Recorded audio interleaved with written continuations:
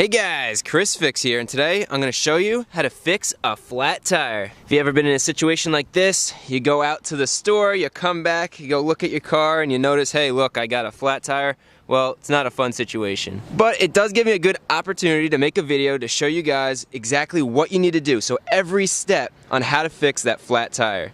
And the first step is you want to get home or to the tire shop. So we want to get some air in that tire. So let's pop the trunk and check out our 3 options we have for situations like this. First, we could use an air pump. Second, if your car has a spare tire, you could use that. And then third, you could use one of these cans of air. And if you need to, you could use one of these plug kits right now to plug the tire in the parking lot, just in case you're far away from home or from a tire shop. Back at our flat tire, the first thing I like to do is try to pump up the tire with a portable 12-volt air compressor because it's the quickest and easiest method. All you do is screw it onto the valve stem, and then you get your cigarette lighter adapter, and it plugs right in. And sometimes the cigarette lighter isn't powered unless if you have the car in the run position, so do that. And then all you have to do is hit the little on button, and then watch the gauge until it pumps it up to where you need it to be. And for a tire like on the Mustang, it only takes about 5 minutes to go from deflated to fully inflated.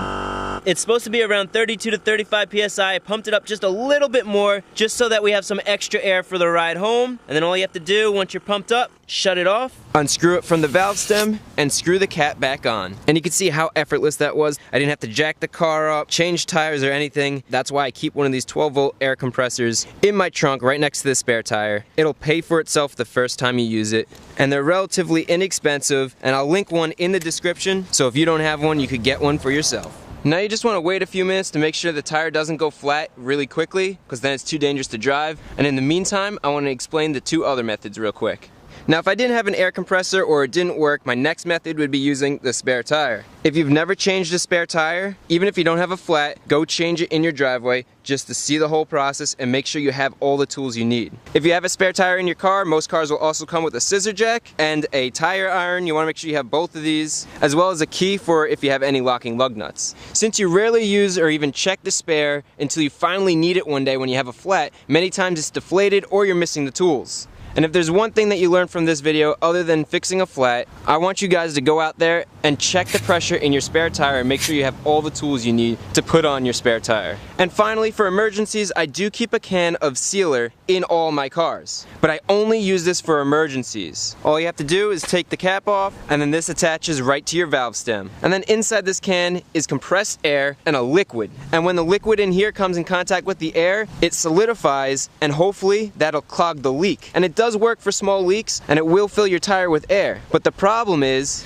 this stuff that seals the leak also damages the tire, so you have to replace the tire, and it also makes a big mess inside your tire, so tire shops aren't going to want to replace your tire because they don't want to take that extra time to clean the wheel and get rid of all this stuff that solidifies. That's why I use it only in emergencies. It is good for a backup, but it's the last thing on my list that I would use to pump up my tire to get home. So those are the 3 main methods that you could rely on, and in this case it's been a few minutes and the tire hasn't gone down in pressure. If in the 5-10 minutes that you waited the pressure goes down and your tire gets flat again, I wouldn't drive home. I'd use the spare. That's what it's for. In this case, we're good to go. It should be safe to drive home, and then I'm going to show you how to plug that tire so it doesn't leak air anymore.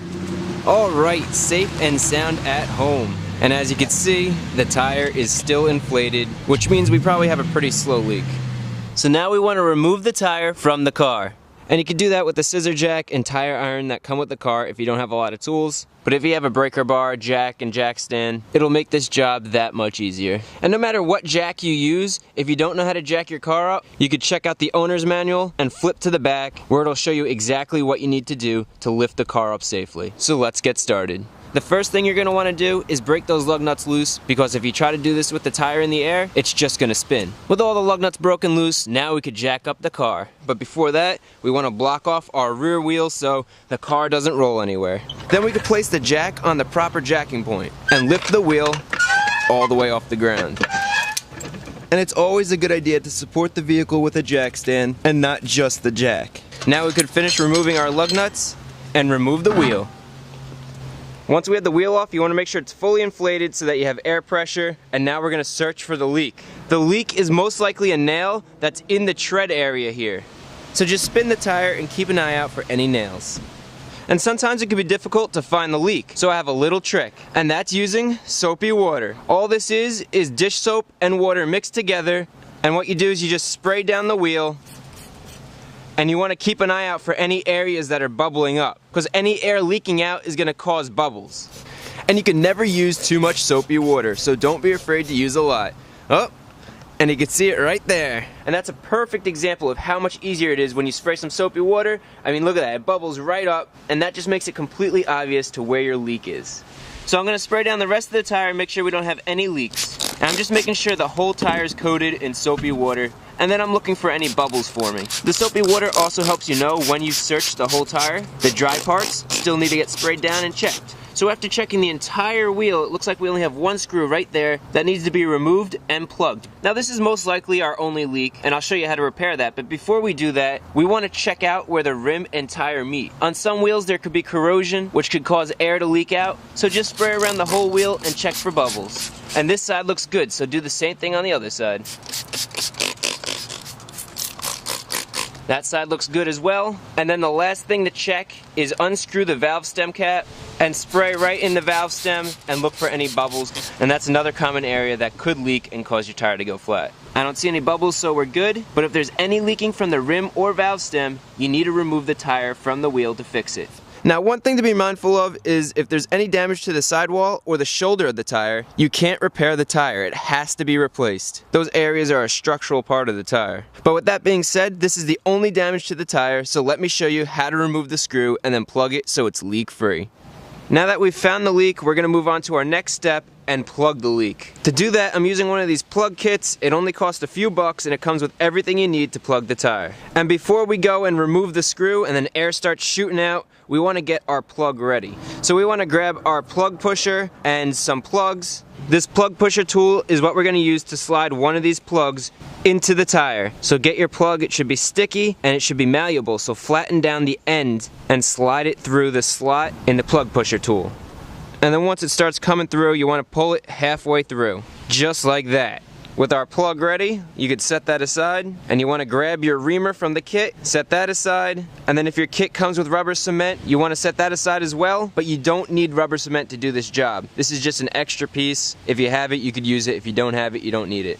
It's also a good idea to use some eye protection so nothing shoots out into our face. Now we want to carefully remove the screw, and this is actually a really tough screw to get to because it's worn down. I'm trying to use my flathead screwdriver to pry it up a bit. Good, and now hopefully I can get these side cutters in there.